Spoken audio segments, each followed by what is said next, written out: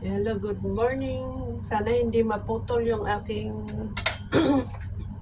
video. Ganito ang aking kaganapan ngayon. Unti lang naman gagamitin ko dito. Mga ganyan lang.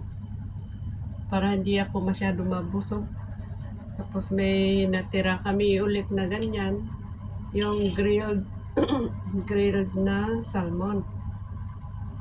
Parang dami-dami pa rin ito. So hatiin ko na lang. Marami na kasi pagka na ganyan. Tsaka yung kung hanggat maaari ayaw kong gumamit nito, kaya lang kailangan ang pang-hold dito sa mayonnaise ba.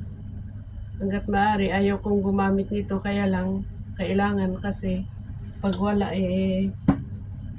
hindi magdidikit itong aking palaman. So hanggang sa konti lang nilalagay ko para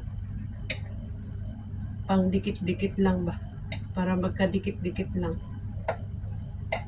Ayan.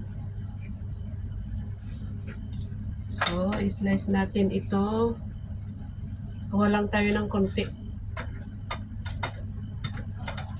Dito na ako mag-chopping board. Wala akong sa panghuhugasan. Ayan lang. So, ayan. Ito lang tinapay. Meron ako yung napitpit pa. Wala ako nung pang sandwich. So, ito lang meron. Yung buns lang. Ayan. Buns lang. Ayan. Ako. Balik pa yung pagkahiwa ko, pagkahati ko. Ayan. Palaman lang natin dito. Mahaba masyado yung video. Ayan, nailagay na po natin yung ating salmon. Yan, lagay lang natin dito. Para may gulay din. See? Masyadong sobra naman ata. Ayan.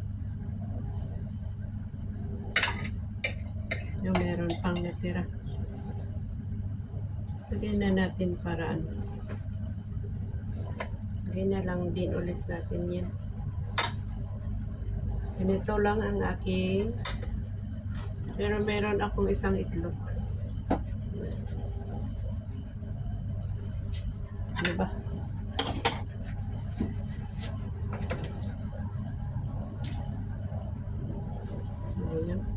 Is it okay?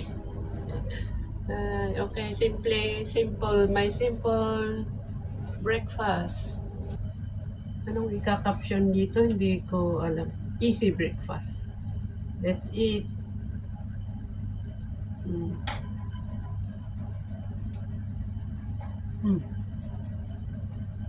Masarap. Bye-bye. Thank you so much. Mas gusto ko kasi yung ako ang gagawa nito. So, para makontrol ko yung gaano kadami yung mayonnaise. Yung mga gustong ilagay. So, ayan. Ang aking kwento ngayon, ito ang aking kaganapan ngayong umaga.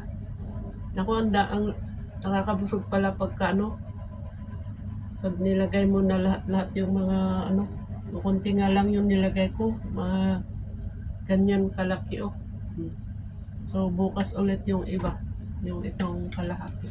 Kaya ulam ko na lang, pero pag ganitong grill, mas masarap pag ilagay sa tinapay.